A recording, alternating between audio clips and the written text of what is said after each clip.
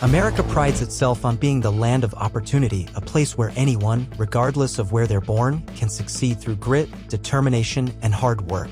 But if you walk through the heart of a bustling city before sunrise, you'll notice something striking. The figures mopping floors, preparing kitchens, setting up construction scaffolding, or waiting in line for labor dispatches, many of them are immigrants. By dusk, it's a different set of jobs. Dishwashers who work till closing time, janitors tidying up office buildings, delivery drivers weaving through traffic, and nannies putting children to bed before catching late-night buses home. These long, physically taxing hours aren't outliers. They're the norm for a significant portion of the immigrant population in the United States. In fact, immigrants often work longer hours, take fewer days off, and hold multiple jobs more frequently than native-born Americans. But why? Why do so many immigrants appear to outwork their American-born counterparts? This question is more than just a curiosity. It touches on the core of how nations define labor, opportunity, identity, and fairness. And to answer it, we need to peel back the layers of history, psychology, economics, and policy that shape the modern American workforce. Let's begin with a hard truth. Immigration is rarely an easy or comfortable decision. People don't uproot their lives, leave behind extended families, cultures, languages, and everything they know just for adventure. They move out of necessity. Economic desperation, political instability, violence, and lack of opportunity often push individuals to seek better lives elsewhere. And when they come to America, they carry with them an unwavering resolve, not just to survive, but to prove they belong. Immigrants know the odds are stacked against them. They face language barriers, unfamiliar systems, and sometimes legal limbo. They know they are under scrutiny. They know that for every opportunity they receive, they must prove themselves 10 times over. So they respond the only way they know how, by working harder than everyone else in the room. Statistically, immigrants are overrepresented in some of the most physically demanding and underpaid jobs in America. According to the U.S. Department of Labor, nearly 30% of workers in farming, fishing, and forestry are immigrants.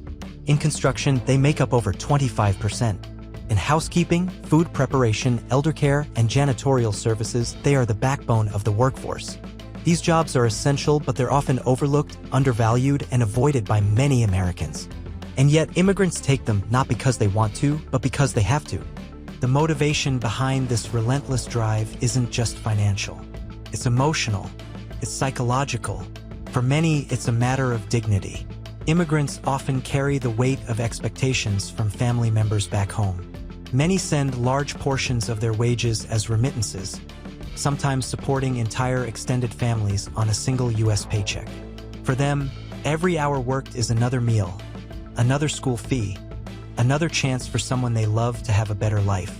But beyond obligation, there's another powerful factor: gratitude. Unlike many native-born Americans who may take their rights and privileges for granted, immigrants often speak of America in glowing terms. To them, it's still a land of hope. Imperfect, yes, but still far better than the instability they fled. They understand that work is the ticket to that dream.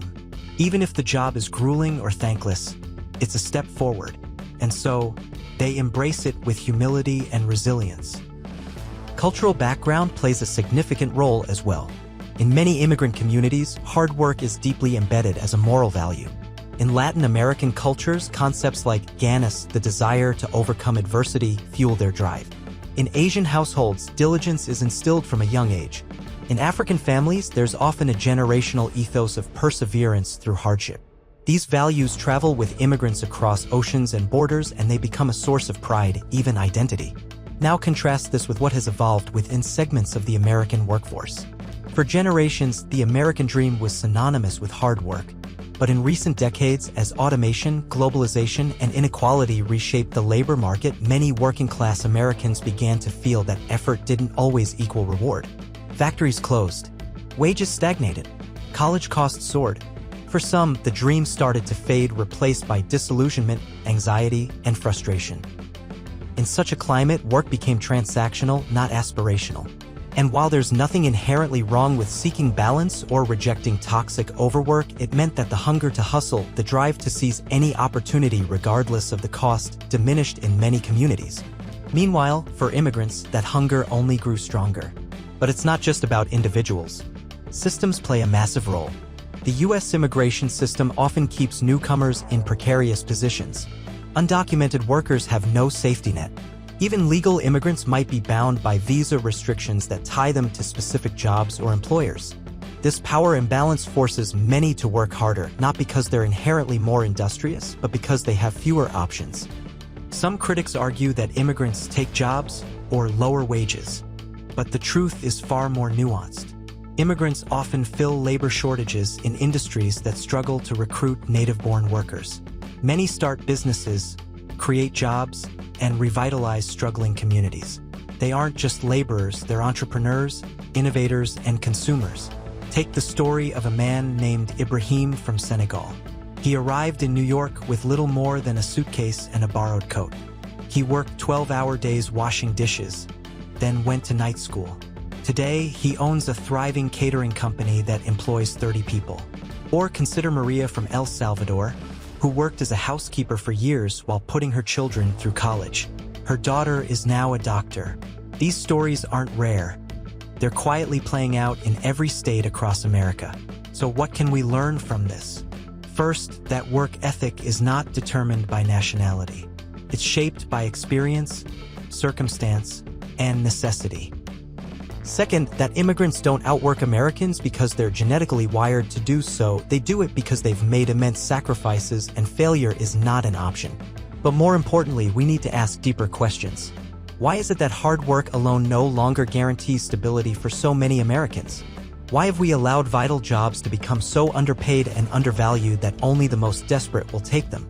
And why do we celebrate the idea of the American dream while ignoring those who embody it most fully, immigrants? There's also a deeper psychological layer to all of this, the drive to belong. Immigrants, especially first-generation ones, often carry a profound desire to prove they are worthy of being in America. They see their labor not just as a paycheck, but as a statement: I deserve to be here. I contribute. I matter.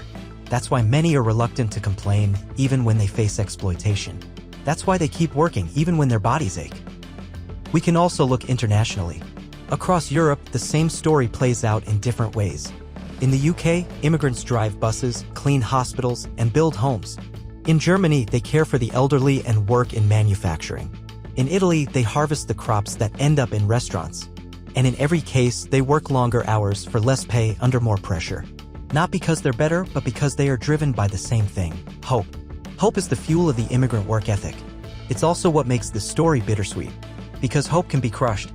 When immigrants are scapegoated, vilified, or blamed for problems they didn't cause, it doesn't just harm them, it harms the soul of the nation. America's greatness has never come from ease. It's come from struggle, diversity, and reinvention.